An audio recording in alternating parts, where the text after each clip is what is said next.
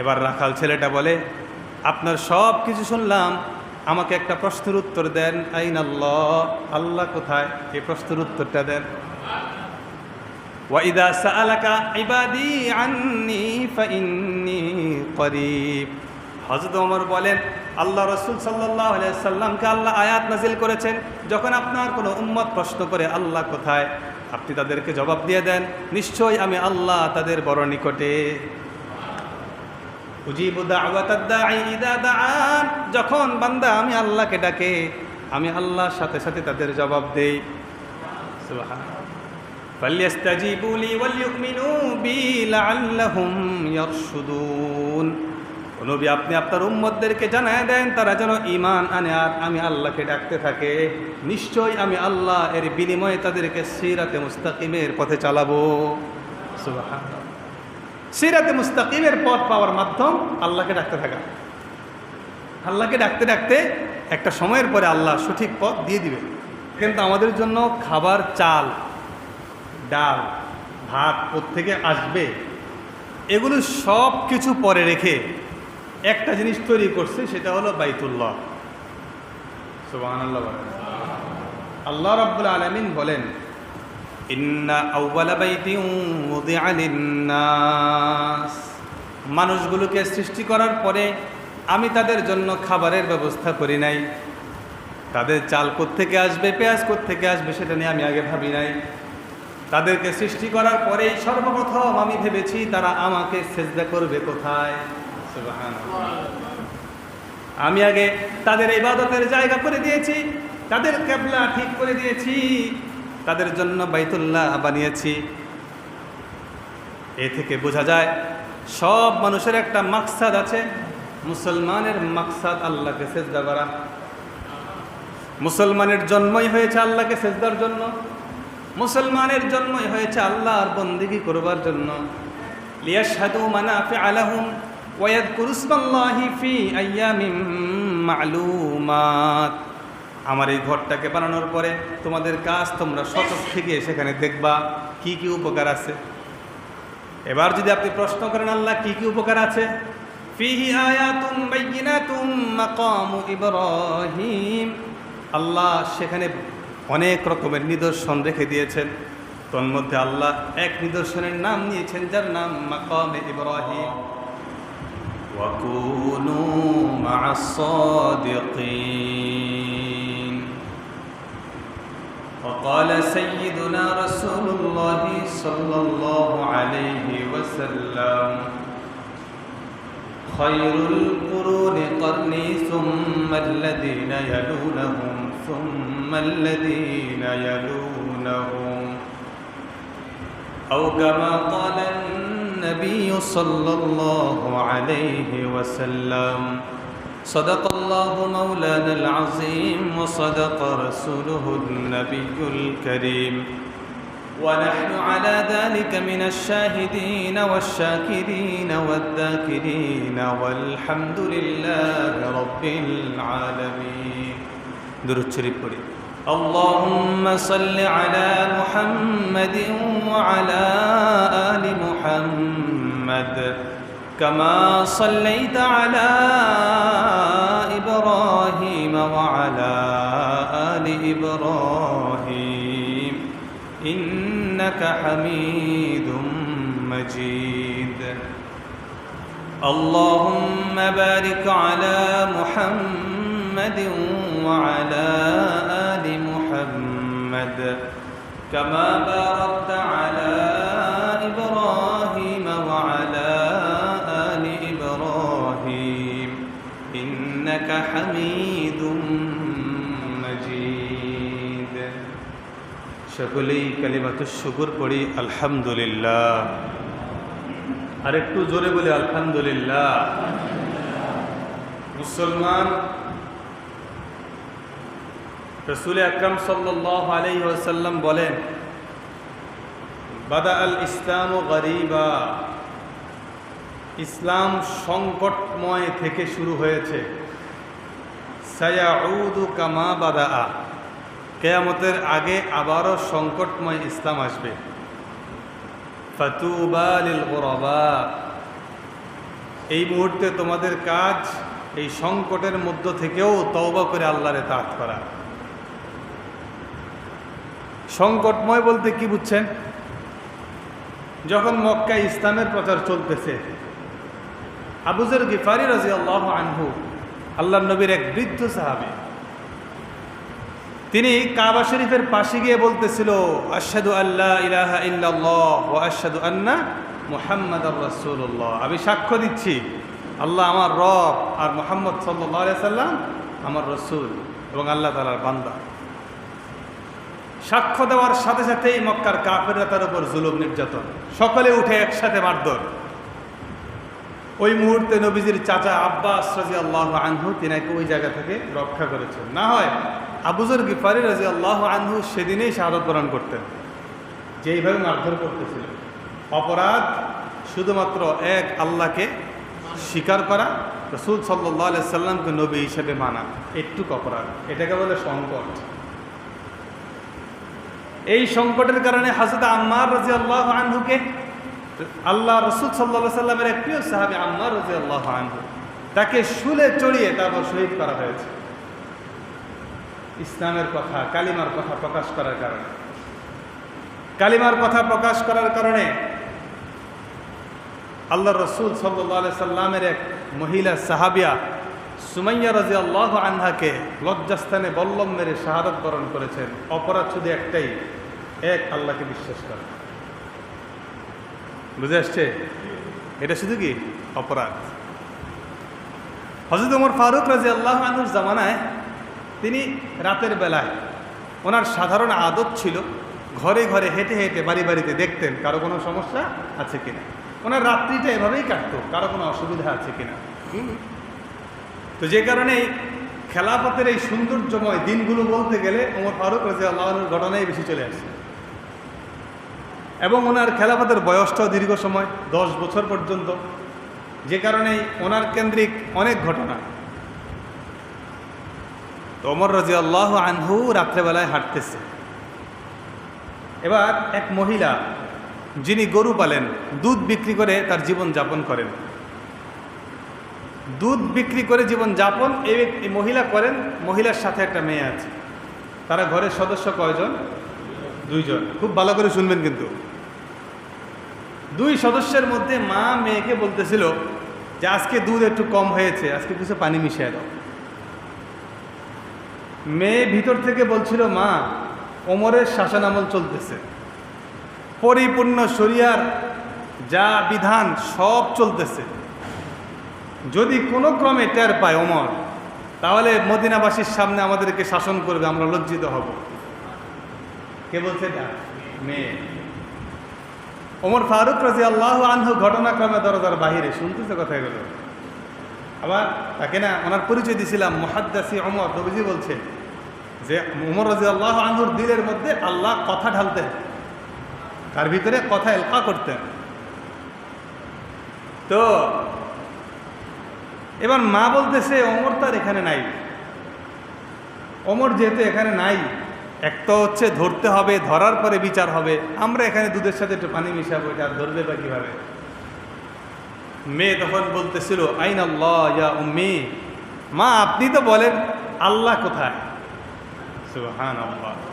ওমর না হয় দেখলো না, ওমর না হয় বিচার করলো না, কিন্তু আপনি বলেন আল্লাহ কোথায়? আল্লাহ কি আপনাকে বিচার করবে না? সুবহানাল্লাহ। এটা হলো সোনালী যুগ। নবীজি বলেন খায়রুল কুরুনি করনি, যত যুগ তোমাদের পৃথিবীতে অতিবাহিত হয়েছে সর্বোচ্চ সমৃদ্ধশালী শিষ্টাচার যুক্ত যুগ হচ্ছে সাহাবায়ে কেরামের যুগ, নবীর যুগ। এরপরে বললেন এর পরবর্তী যুগ, তার পরবর্তী যুগ, এভাবে করে আস্তে আস্তে আজকে 1445 বছর বা 1500 বছর প্রায় কাছাকাছি আমরা নবীর জামানা থেকে পার হয়ে আসছি। একটু লক্ষ্য করলে দেখা যাবে আগামী বিগত 20 বছর আগের পৃথিবী আরো সুন্দর ছিল এখনকার চেয়ে। কথা বলে না? বিগত 20 বছর আগের মানুষের স্বভাব চরিত্র আরো অনেক উত্তম আখলাকের ছিল মানুষ। ওমর ফারুক রাদিয়াল্লাহু আনহুর কাছে এক ইয়ামানি নারী মহিলা,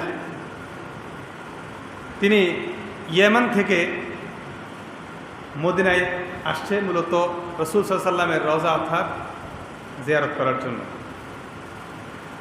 তো এই মহিলা আসার সময় ইয়েমেনে তার যত সয় সম্পত্তি ছিল সবগুলো বিক্রি করে দিয়ে সবগুলো অর্থ সম্পত্তি একসাথে করে ইয়েমেন থেকে মক্কা মদিনার দূরত্ব 850 মাইল। কয়শো কত মাইল? হ্যাঁ, 850 মাইল পর্যন্ত পায়ে হেঁটে তখন মহিলা আসছেন মদিনায়। আসার পরে নবীজির রওজা আতহারের সামনে গেছে, দাঁড়ায় বলতেছে, আসসালাতু ওয়াসসালামু আলাইকা ইয়া রাসূলুল্লাহ, আসসালাতু ওয়াসসালামু আলাইকা ইয়া হাবিবাল্লাহ, সাইয়্যিদি ইয়া রাসূলুল্লাহ। সালাম জানায় জানায় বলতেছে, ইয়া রাসূলুল্লাহ, আমি ইয়েমেন থেকে মদিনায় এসেছি আপনার জিয়ারত করার জন্য, আপনাকে সালাম পাঠাবার জন্য। কিন্তু শুধু সালাম পাঠিয়েই ক্ষান্ত হব না, আমার বাকি জিন্দগিটা আমি আপনার মতো হিজরত করে মদিনায় কাটাতে চাই। ইয়েমেন থেকে সব কিছু বিক্রি করে দিয়ে চলে আসছে। ওমর ফারুক রাদিয়াল্লাহু আনহু বসে বসে দেখতেছিলেন মেয়েটা যেন নবীর কাছে কি জানি বলতেছে। এবার ডাক দিয়ে জিজ্ঞেস করলেন, কি বলতেছো তুমি, আমাকে একটু বলো। বলে, নবীজি যদি জীবিত থাকতেন তাহলে আমি নবীর কাছে বলতাম মদিনায় থাকার জন্য একটা আবাসস্থল আমার জন্য করে দেওয়ার। কিন্তু যেহেতু নবী বেঁচে নেই, খলিফাতুল মুসলিমিন আপনার কাছে আমার আবদার, নবীর মোহাব্বতে নবীর শহরে আমি আমার বাকি জীবন কাটাতে চাই। আমি যেন এখানে আসতে পারি, প্রায় সালাম দিতে পারি, আমি এসে এসে নবীজির সাথে কথা বলবো, আমাকে এখানে থাকার সুযোগ করে দেন। ওমর ফারুক রাদিয়াল্লাহু আনহু বলেন, যাও, তোমাকে সুযোগ করে দিলাম, তবে একটা প্রশ্ন, ইয়েমেন থেকে তুমি মদিনায় আসছো, মদিনায় আসার পথে প্রায় 850 মাইল তুমি অতিক্রম করেছ, আমাকে তুমি একটু বলো তো 850 মাইল অতিবাহিত করার পথে কোনো ধর্ষক তোমার দিকে খারাপ দৃষ্টিতে তাকিয়েছে কিনা, অথবা কোনো ডাকাত তোমার অর্থ সম্পত্তি লোভ করার জন্য, লুট করার জন্য তোমার দিকে তাকিয়েছে কিনা, আমাকে বলো। ইয়েমেনের নারী আল্লাহ রাব্বুল আলামিনের প্রশংসা করে বলতেছে, আমিরুল মুমিনিন, ইয়েমেন থেকে যখন মদিনায় ঢুকতেছি, আমার পুরো পথটা জার্নি করতে আমার কাছে মনে হয়েছে আমি যেন মুত্তাকির বাজার দিয়ে হাঁটতেছি। সবাই মুত্তাকি, সুবহানাল্লাহ, সবাই যা আছে সবাই মুত্তাকি। সেটা সোনালী যুগ। আমাদের তো শুধু সোনার বাংলা বলে, সোনার কোনো কিছুই নাই। আমরাও মুসলমান, তিনারাও মুসলমান, আমরাও ইমানদার, তিনারাও ইমানদার। বাকি জমানার তারতম্য দেখেন কি পরিমাণ পার্থক্য। ওমর ফারুক রাদিয়াল্লাহু আনহু মরুভূমিতে হাঁটতেছেন, হঠাৎ করে তার পিপাসা, খোঁজ করে দেখলেন বহু দূরে একটা বকরির পাল দেখা যায়। গিয়ে দেখলেন একটা লোক আছে সেখানে। জিজ্ঞেস করলেন, তুমি কে? বলে, আমি এই বকরিগুলোর রাখাল। বলে, আচ্ছা ভাই, তুমি আমাকে 1 গ্লাস দুধ দাও, আমি খুব পিপাসার্থ। রাখাল বলে, আমি আমার মনিবের কাছ থেকে এই অনুমতি আছে যে আমার যদি কোনো পিপাসা লাগে তাহলে আমি দুধ পান করতে পারবো, কিন্তু কাউকে দুধ দিতে পারবো এই অনুমতি আমার কাছে নাই। সুবহানাল্লাহ। রাখাল তখনও জানে না তিনি খলিফাতুল মুসলিমিন ওমর, অর্থাৎ ওই জামানাটাই ছিল এমন, ওমর কে এটা জানতো না, কিন্তু ওমর নাম ছিল। বুঝে আসছে কিনা? সবাই কিন্তু ওমর জানতো, কিন্তু ওমরটা কে এটা জানতো না। রাখালও চিনে না তিনি কে। তো হযরত ওমর খুশি হয়ে গেলেন মনে মনে যে আলহামদুলিল্লাহ, এটা রাখালের ভিতরেও তাকওয়া আছে, মাশাআল্লাহ। হযরত ওমর আবার আরেকটু পরীক্ষা করার জন্য বললেন, আমার পেটটা খালি, তোমার পকেটটা খালি, আমার কাছে দেরহাম আছে, আমি তোমাকে দেরহাম দিয়ে একটা বকরি কিনতে চাই, আর সেই বকরি থেকে আমি আমার নিজের বকরি থেকে পান করব। মাগরিবের সময় যখন তুমি বকরিগুলো নিয়ে যাইবা, মনিব হয়তো গুনবে না, যদি গনে ফেলে তাহলে বলবা একটা বকরি বাঘে খেয়ে ফেলছে। এবার রাখাল ছেলেটা বলে, আপনার সব কিছু শুনলাম, আমাকে একটা প্রশ্নের উত্তর দেন, আইন আল্লাহ, আল্লাহ কোথায়, এই প্রশ্নের উত্তরটা দেন। ওয়াইদা সাআলাকা ইবাদি আন্নী ফাইন্নী করিব। হযরত ওমর বলেন, আল্লাহ রাসূল সাল্লাল্লাহু আলাইহি সাল্লামকে আল্লাহ আয়াত নাজিল করেছেন, যখন আপনার কোনো উম্মত প্রশ্ন করে আল্লাহ কোথায়, আপনি তাদেরকে জবাব দিয়ে দেন, নিশ্চয়ই আমি আল্লাহ তাদের বড় নিকটে। উজিবু দাওয়াতাদ দাঈ ইযা দাআন, যখন বান্দা আমি আল্লাহকে ডাকে আমি আল্লাহর সাথে সাথে তাদের জবাব দেই। সুবহানাল্লাহ। ফালইস্তাজিবু লি ওয়াল ইউমিনু বি লাআল্লাহুম ইয়ারশুদুন। নবী আপনি আপনার উম্মতদেরকে জানায় দেন তারা যেন ঈমান আনে আর আমি আল্লাহকে ডাকতে থাকে, নিশ্চয়ই আমি আল্লাহ এর বিনিময়ে তাদেরকে সিরাতে মুস্তাকিমের পথে চালাবো। সুবহানাল্লাহ। সিরাতে মুস্তাকিমের পথ পাওয়ার মাধ্যম আল্লাহকে ডাকতে থাকা। আল্লাহকে ডাকতে ডাকতে একটা সময়ের পরে আল্লাহ সঠিক পথ দিয়ে দিবে। একজন প্রশ্ন করছিল আমাকে, হুজুর অনেক দোয়া করি কিন্তু মনে হচ্ছে কবুল হয় না, দুনিয়াতে এগুলো কবুল হচ্ছে না। তো আল্লাহ তাআলা বলছেন যে তোমরা যখন ডাকো আমি তখন ডাকে সাড়া দেই। এই কথার সাথে ওই কথার তো মিল পাওয়া যাচ্ছে না। উত্তর হলো, দুনিয়াতে আল্লাহ যা মুনাসিব বান্দার জন্য, যা বান্দার জন্য কল্যাণকর তাই কবুল করেন, আর বাকিটা আল্লাহ তাআলা আখিরাতের জন্য রেখে দেন। সুবহানাল্লাহ। আপনি আখিরাতে গিয়ে বলতে পারবেন না যে আল্লাহ আপনি আমাকে জান্নাত দেন, বলার সুযোগ নাই। ওখানে আলগা ইবাদত করার দোয়া করার কোনো সুযোগ নাই।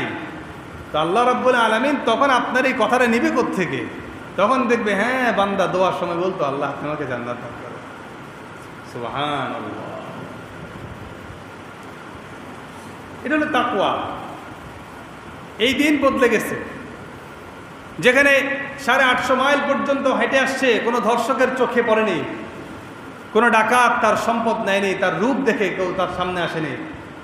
আর আমরাও 90% মুসলমানের দেশে ইউনিভার্সিটিগুলোতে আজকে যাওয়ার জন্য যদি আমাদের সন্তানরা মেয়েরা যেতে চায় তাদের হিজাব টেনে রেখে দেওয়া হয়। আমরাও মুসলমান, ওনারাও মুসলমান।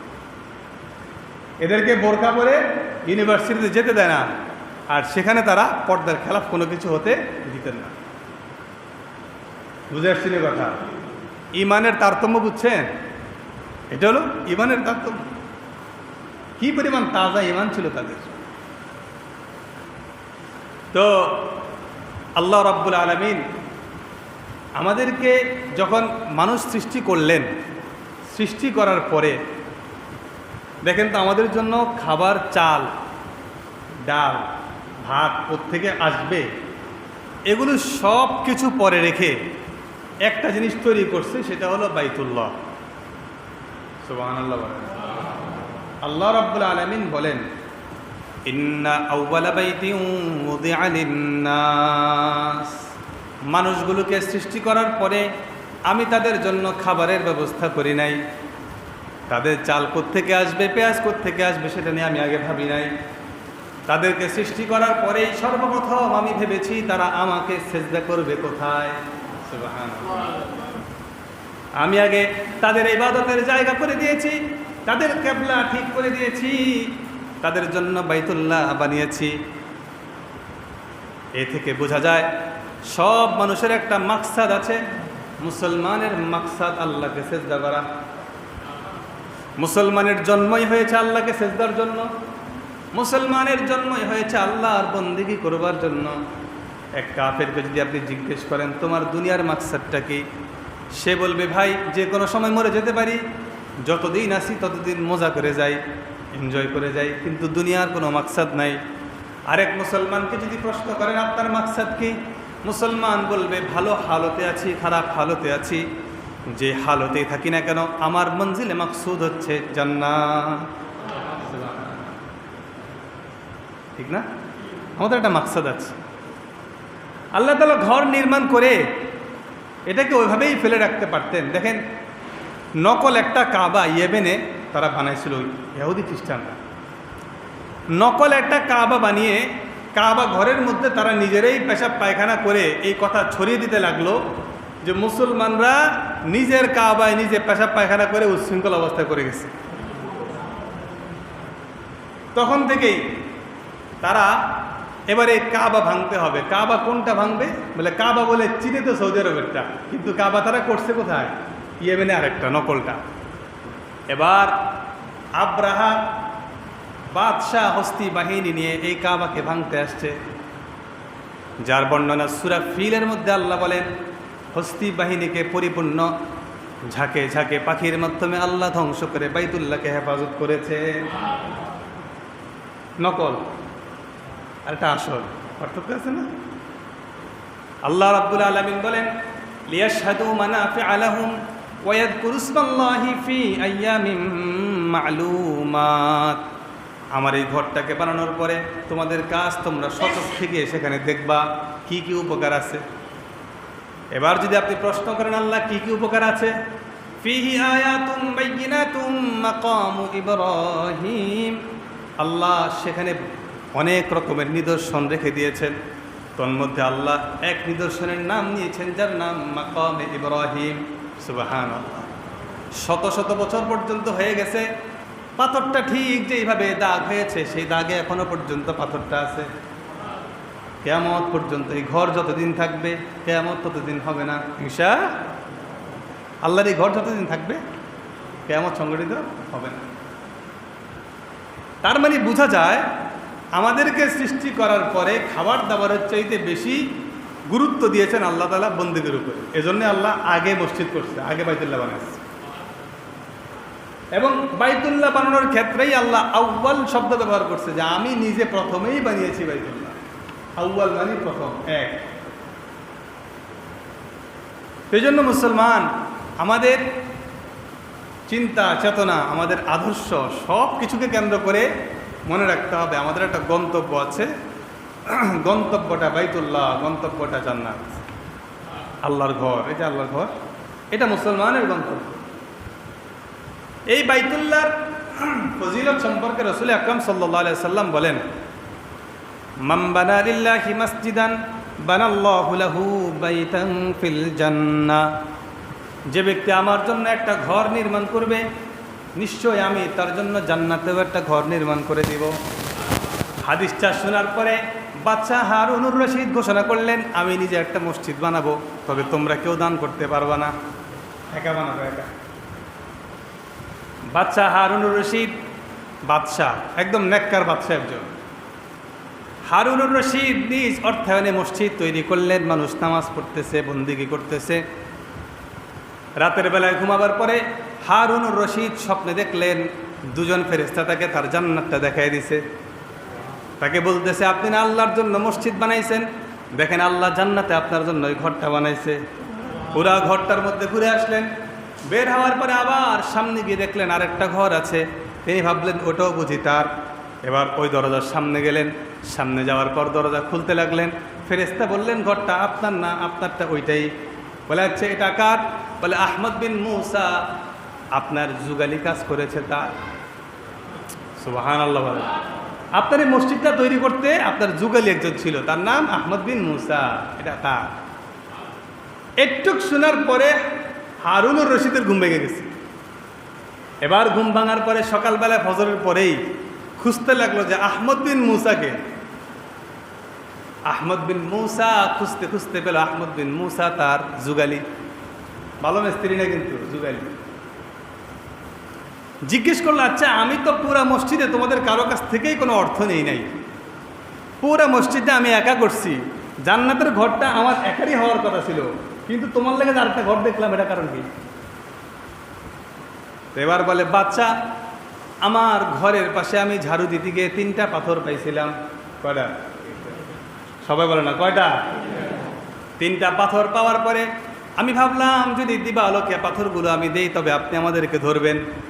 এজন্য রাতের বেলায় আমি এসে আপনার পাথরের স্তূপে আমি 3টা পাথর ফেলে দিছি। 3টা পাথর ফেলে দেওয়ার পরে আল্লাহর কাছে বলছি, আল্লাহ আমার তো আপনি দুনিয়ায় কোনো সামর্থ্য দেন নাই যে নিজে একটা মসজিদ করব, বিনিময়ে আল্লাহ এই 3টা পাথর দিয়েছি, 3টা পাথরের বিনিময়ে আমাকে জান্নাত দিয়েন আল্লাহ। এবার বাচ্চা হারুনুর রশিদ বুঝে গেছে যে আমি নিজে একা পুরো একটা মসজিদ করছি, এই জন্য আল্লাহ তাআলা একটা ঘর দিয়েছে। আর সে 3টা পাথরে অংশগ্রহণ করছে, যেগুলো সে টোকায় পাইছে তার বাড়ির উঠানে, ওটুক দিয়ে সহযোগিতা করে জান্নাতে তার জন্য ঘর হয়ে গেছে। বোঝা যায় যে আল্লাহ তাআলা এত পরিমাণ খুশি হন তার ইবাদত করনেওয়ালা ইবাদত গাহ যদি বানানো হয়, এটা আর অন্য কোনো কিছুতেই খুশি হন না। এক সাহাবী আমর ইবনুল আস রাদিয়াল্লাহু আনহু, তিনাকে জেরুজালেম, বর্তমান ফিলিস্তিন যেটা, এই মসজিদে আকসা বিজয় করার জন্য তাকে সেনাপতি বানিয়ে পাঠানো হয়েছে। মসজিদে আকসার হালতটা আসলে পৃথিবীর শুরু থেকে এভাবেই আছে, যে কখনো মুসলমানের হাতে, কখনো ইয়াহুদি নাসারাদের হাতে, এভাবেই চলতেছে। তো এটা আবার মুসলমানের কাছে আসবে, আবার যাবে, ঈসা পয়গম্বর আসা পর্যন্ত এটা এভাবেই চলতে থাকবে। তো নবীর জমানায় যখন সে সাহাবায়ে কেরামের জমানা তখন চলে, সাহাবায়ে কেরামের জমানায় আমর ইবনুল আসকে নেতা বানিয়ে যে তোমার কাজ ফিলিস্তিনের মসজিদ আকসাকে বিজয় করা। তো মসজিদ আকসার জেরুজালেমের চৌরাস্তায় ঈসা পয়গম্বরের একটা ভাস্কর্য ছিল, এটাই খ্রিস্টানরা বানায়। খ্রিস্টানরা বানানোর পরে একজন খ্রিস্টান পাদ্রী তাদের নবীর নাক, ভাস্কর্যের নাকটা ভেঙে ফেলছে। কথা বুঝছেন? কিন্তু একটা বই আছে নাকের বদলে নাক, একটা বই লিখতে করে এটা নিয়ে। তো খ্রিস্টান পাদ্রী সে নিজেই তাদের নবী ঈসা পয়গম্বরের নাক, ভাস্কর্যের নাকটা ভেঙে ফেলছে। এবার আসার পরে তারা আন্দোলন শুরু করছে, আমার নবীর যেহেতু নাক ভাঙছে, তোমাদের নবীর ভাস্কর্য তৈরি করা হবে, তোমার নবীর নাক আমরা ভাঙবো। খ্রিস্টানরা বলতেছে, নাউজুবিল্লাহ বলে না, অর্থাৎ আমাদের নবীজির একটা ভাস্কর্য তারা তৈরি করবে, তারপর সেটাকে তারা ভাঙবে। তো এখন আমর বিন আস রাদিয়াল্লাহু আনহু তিনি যতই বলতেছে যেগুলো আমরা করিনি, তারা তো বিশ্বাস করতেছে না। আর বিশ্বাস করবে বা কেন, তারা তো জানে তারাই নিজেরাই করছে। এবার আমর ইবনুল আস রাদিয়াল্লাহু আনহু বলতেছিলেন যে ভাই, আমার রসুল সাল্লাল্লাহু আলাইহি সাল্লামের ভাস্কর্য তোমরা তৈরি করে আমার রসুলের ভাস্কর্যের নাক কাটবা, এতটুকু শান মান মর্যাদা নষ্ট করবা, আমি আমর ইবনুল আসের শরীরে রক্ত থাকতে এটা হতে দেব না। বাকি আমি আমর ইবনুল আস আছি মুহাম্মদের সৈনিক, আমার নাক কাটো, আমার জিন্দা নাক কাটো। আমর ইবনুল আস তৈরি হয়ে গেলেন তার নাক কাটার জন্য, জল্লাদ বাহিনী রেডি, তার নাক কাটবে। তিনি কান্না করতেছিলেন, আমর ইবনুল আস কান্না দেখে, ওনার এই কান্না দেখে খ্রিস্টানরা বলতেছিল, তোমার কষ্ট হচ্ছে বুঝি, এই বুঝি তোমার ভালোবাসা, এই বুঝি তোমার নবী প্রেম। বলে ভাই, আমি এজন্য কান্না করতেছি না যে আমার নাক কেটে যাবে, বরঞ্চ আমি কান্না করতেছি নবীর সাহাবীরা এক একজন হাসরের ময়দানে যারা শহীদ হয়েছেন, তারা তাদের গর্দান দিয়ে উঠবে, আল্লাহ আপনার দ্বীনের জন্য আমি গর্দান দিয়েছি, আর আমি আমর ইবনুল আস মাত্র একটা নাক নিয়ে উঠবো, আমি লজ্জায় কান্না করতেছি। তো আমর ইবনুল আস রাদিয়াল্লাহু আনহু সেদিন পরিপূর্ণ প্রস্তুত, যখন নাক কেটে ফেলবে, এই সময় যেই পাদ্রী তাদের নবীর ভাস্কর্যের নাক ফাড়াইছে, এবার সে বলল থাক, তার নাক কাটার দরকার নেই, এটা আমি নিজেই ভাঙছি, আমরা সকলেই কালিমা পড়ে মুসলমান হয়ে যাব, কারণ বুঝলাম যে আসলেই তারা তাদের নবীকে ভালোবাসে।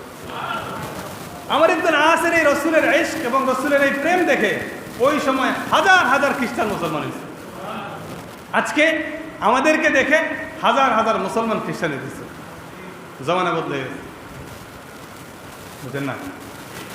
আবু হানিফা রাহমাতুল্লাহি আলাইহি তিনি বলতেন যে যারা বেনামাজি আছে তাদেরকে তোমরা জেলবন্দি করে রাখো, কারণ বেনামাজি একদিন বাবাখোর হবে, মদখোর, গাঁজাখোর হবে। আর এই উম্মত মোটামুটি এরাকে বুঝছে, সব নামাজি করে জেলখানায় ঢুকায়, আর বেনামাজিদেরকে সরকার এবং প্রশাসনিক পৃষ্ঠপোষকতা তাদেরকে রক্ষণাবেক্ষণ করা হয়। সাহাবায়ে কেরামের যুগে হাদিস আসছে, মান সাব্বা নাবিয়্যান ফাকতুলু, যে নবীকে গালি দিবে তার শাস্তি হচ্ছে মৃত্যুদণ্ড, এ ব্যাপারে কোনো ছাড় নাই। আর আমাদের দেশে 90% মুসলমানের দেশের শাসন, নবীকে গালি দাও, নবীকে গালি দিলেই তুমি একজন ব্লগার হবা, আর সরকার তোমাকে যত রকমের পৃষ্ঠপোষকতা দরকার সব আঞ্জাম দিয়ে দিবে। আর যেই নবীর পক্ষের কথা বলবে, সত্যিকার অর্থের আশেক, তাকে তোমরা সিআইডির মাধ্যমে তদন্ত করো, তাকে জেলে ঢুকাও। উম্মত বুঝতে করি, বুঝেননি মনে হয়? জমানা বদলাইছে না? তাকওয়ার মাত্রা বদলাইছে কিনা বলেন না? আল্লাহ তাআলা বলছেন তাকওয়াবান হও, মুত্তাকি হও। তেনারাও মুত্তাকি, আমরাও মুত্তাকি, আকাশ আর পাতাল পার্থক্য। আমাদের এখন একটা ছেলেকে নামাজের দিকে ডাকার জন্য বলতে হয়, ভাই কষ্ট করে নামাজে আসেন। এই যে আপনাদের মুরব্বীদেরকে বলতে হয় না, নামাজের দিকে আসেন। এই যার কথা থেকে বললাম, আমর ইবনুল আস রাদিয়াল্লাহু আনহু, ওনার সন্তানের নাম আব্দুল্লাহ ইবনে আমর। তিনি তার আমল ছিল সারাদিন রোজা রাখতেন আর সারা রাত নামাজ পড়তেন। সুবহানাল্লাহ, সারাদিন রোজা, সারা রাত নামাজ। তো ওনাকে বিবাহ করানো হয়েছে। বিবাহ করানোর সপ্তাহখানিক পরে তার বাবা মানে আমর ইবনে আস রাদিয়াল্লাহু আনহু তিনি নিজে সন্তান সম্পর্কে তার পুত্রবধূর কাছে জিজ্ঞেস করলো, তোমার যে বিবাহ হয়েছে, তোমার বৈবাহিক জীবন কেমন কাটতেছে, জামাই তুমি কেমন পেয়েছ? এবার স্ত্রী বলতেছে, আলহামদুলিল্লাহ, জামাই তো বড় পাক্কা বুজুর্গ, সারাদিন রোজা রাখে, সারা রাত নামাজ পড়ে। আমর ইবনে আস রাদিয়াল্লাহু আনহু তখন বুঝলেন যে এটা আসলে স্ত্রী তার সুনাম করে নাই, বরং একটা বিচার দিচ্ছে। কি দিচ্ছে? বিচার। যেহেতু মানুষ সামাজিক জীব, আমার সন্তানকে সময় দেওয়া, আমার স্ত্রীকে সময় দেওয়া, এগুলো সবগুলো আমার জীবনের অংশ। আমর ইবনে আস তখন নবীজির কাছে চলে গেছেন, ইয়া রাসূলুল্লাহ, আপনি আপনার এই উম্মতকে একটু ঠেকান, বেশি বন্দেগী করে, তার বন্দেগীর একটু কমাইতে বলেন। তো ডাক দিয়ে আনছে তাকে, আনার পরে বলতেছে, আব্দুল্লাহ তুমি নামাজ কতক্ষণ পড়ো? বলি, ইয়া রাসূলুল্লাহ, মাগরিবের পর থেকে আমি শুরু করি একেবারে ফজর পর্যন্ত, সেহরি পর্যন্ত আমি নামাজ চলতে থাকে। কতটুকু পড়ো? ইয়া রাসূলুল্লাহ, খতম শেষ করার চেষ্টা করি, মাঝে মাঝে শেষ হয়, কখনো কখনো শেষ হয় না। নবীজি বললেন, তুমি কালকে থেকে 40 দিনে এক খতম পড়বা। কয় দিনে? কোরআন শরীফ মোট 30 পারা। কয় পারা? 30 পারা কোরআন শরীফ বলছে 40 দিনে এক খতম করতে, তার মানে একদিনে এক পারারও কম। এবার আব্দুল্লাহ ইবনে আমর বলতেছে, ইয়া রাসূলুল্লাহ, আমি তো শক্তিশালী মানুষ, আমাকে ইবাদতটা আর একটু বাড়ায় দেন। বলে, আচ্ছা ঠিক আছে, 30 দিনে তুমি এক খতম দিবা, মানে প্রতিদিন এক পারা। ইয়া রাসূলুল্লাহ, কম হয়ে যেতেছে, আর একটু দেন। আচ্ছা ঠিক আছে, তুমি 10 দিনে এক খতম করবা। তো বলতেছি, ইয়া রাসূলুল্লাহ, মাত্র 3 পারা করে ভাগে পড়ে, আমার তো নামাজ 2-3 ঘন্টার মধ্যে শেষ হয়ে যাবে, আমার বাকি রাত কি করব? আপনি আরেকটু ইবাদতের সুযোগ দিয়ে দেন। তো এরপরে রাসূল সাল্লাল্লাহু আলাইহি ওয়াসাল্লাম একেবারে বাধ্য হইয়া, যাও তুমি 3 দিনে এক খতম দেবে, অর্থাৎ একদিনে 10 পারা, একদিনে 10 পারা। তো এটাকেও কোনো রকম, যেহেতু নবীজির আদেশ, এজন্য মোটামুটি মেনে নিচ্ছে। এবার বলে, রোজা রাখো কয়টা? মিস করি না কোনোটাই। তাহলে মাসে 3টা রাখবা। কয়টা? ইয়া রাসূলুল্লাহ, আমার শরীরে শক্তি আছে। আচ্ছা, 3টার সাথে তুমি বৃহস্পতিবার সোমবার অ্যাড করে নিবা, আরও এখানে 4 সপ্তাহ হলে আরও 8টা বাড়বে। 8টা 3টা মোট কয়টা হবে? 11টা। ইয়া রাসূলুল্লাহ, আরেকটু বাড়ায় দেন। এরপরে বললে, যাও তুমি সওমে দাউদ, একদিন রোজা রাখবা, আরেকদিন রোজা ভাঙবা, একদিন রোজা রাখবা, আরেকদিন রোজা ভাঙবা। এটা দাউদ পয়গম্বরের রোজার সিস্টেম ছিল, এভাবে তুমি রোজা রাখবা। তো 1 বছরের মধ্যে 6 মাস রোজা, 6 মাস রোজা ছাড়া, এভাবেই তার আমল ছিল। ওনাদেরকে আমল কমানোর জন্য নবীর দরবারে নিতে হয়েছে। আর এই যুগে পায়ে ধইরা মসজিদ দিকে আনা লাগে। বুঝেন না মনে হয়? তাকওয়ার পার্থক্য বুঝছেন তো? জমানার পার্থক্য বুঝছে? ওনার যখন বার্ধক্যকাল, আব্দুল্লাহ ইবনে আমর রাদিয়াল্লাহু আনহু যখন একেবারে বয়স হয়ে গেছে, যখন মোটামুটি মানুষের মৃত্যুর আগে কিছু রোগ টোগ হয়, যে রোগ হলে বোঝা যায় যে আসলে খুব বেশি দিন বাঁচবে না, এই অবস্থায় ডাক্তার হাকিম সাহেব বলতেছে, আপনি আর রোজা রাখেন না, আপনার রোজা রাখা বন্ধ করতে হবে, আপনি শারীরিকভাবে দুর্বল। তো পরে বলতেছে, আপনি আমাকে ফতোয়া দিয়েন না, আমি রোজা রাখবো, এবং আমি চাই আল্লাহর কাছে রোজা অবস্থায় যেতে। আল্লাহ তাআলা কবুল করে, একেবারে যেদিন তিনি রোজা রেখেছেন সেদিনই আল্লাহ তাকে সারা দিয়ে ডাক দিয়ে নিয়ে গেছে। সুবহান। এটা হলো যুগের পরিবর্তন। আজকে পায়ে ধরে মসজিদে আনা যায় না, তখন সাহাবায়ে কেরামের বন্দিগি কমানোর জন্য নবীর দরবারে যেতে হইতো। এলো যুগের পার্থক্য। এজন্য আসলে তাকওয়া কী জিনিস, এটার অর্থও আমরা বুঝি না, তাকওয়াবান হওয়ার চেষ্টাও করি না। সাহাবায়ে কেরামের এই ঘটনাগুলো পড়িও না। আম্মাজান আয়েশা সিদ্দিকা রাদিয়াল্লাহু আনহার হার হারিয়ে গেছে, তো ওনারা পেরেশান হয়ে যেত যদি এক ওয়াক্ত নামাজ কাজা হয়ে যায়। তো ওই সময় তো আর কারেন্ট ছিল না, স্বাভাবিক আলোতে হার খুঁজতেছে, পাচ্ছিলেন না। তো যেই সময় পর্যন্ত মোটামুটি সূর্য ওঠার আগে একটু আকাশটা সাদা হয়, ওই আলো দিয়ে মানুষ খুঁজতেছে। এই আলোতে খুঁজতে খুঁজতে পরে পাইছে, এখন যে জায়গায় আছে মরুভূমি, এখান থেকে পানি পর্যন্ত যদি যায় তাহলে এসে আর জামাত পাবে না, সময় তো অল্প। আল্লাহ রাব্বুল আলামিন ওই মুহূর্তে আয়াত নাজিল করেছেন, ফাতায়াম্মামু সাঈদান তাইয়িবান ফামসাহু বিউজুহিকুম ওয়া আইদিকুম। আজকে থেকে নবী আপনার জন্য নতুন বিধান, আপনার শুধুমাত্র আপনার উম্মতের জন্য, যে তারা পানি না পেলে তায়াম্মুম করে নামাজ পড়তে পারবে। তায়াম্মুমের বিধান আল্লাহ তাআলা দিয়ে দিচ্ছে। এই উম্মতের এই নামাজ, নবীর জন্য নামাজ কাজা না হয়, এই জন্য আল্লাহ তাআলা এই বিধান দিয়ে দিচ্ছে। এই জন্য তাকওয়ার বড় দাম, তাকওয়া বোঝার চেষ্টা করবেন। সন্তানদেরকে লালন পালন করছেন, তাদের ব্যাপারে সচেতন হওয়ার চেষ্টা করবেন। আল্লাহ রসুল সাল্লাল্লাহু আলাইহি সাল্লামের সুমহান চরিত্র, এটাকে অনুধাবন করার চেষ্টা করবেন। রসুলের ইশক ও মহাব্বত, এটা যার যত বেশি তার তাকওয়া তত বেশি। আল্লাহ তাআলা প্রত্যেকের দিলে দিলে নবীর মহাব্বত পয়দা করে দেন।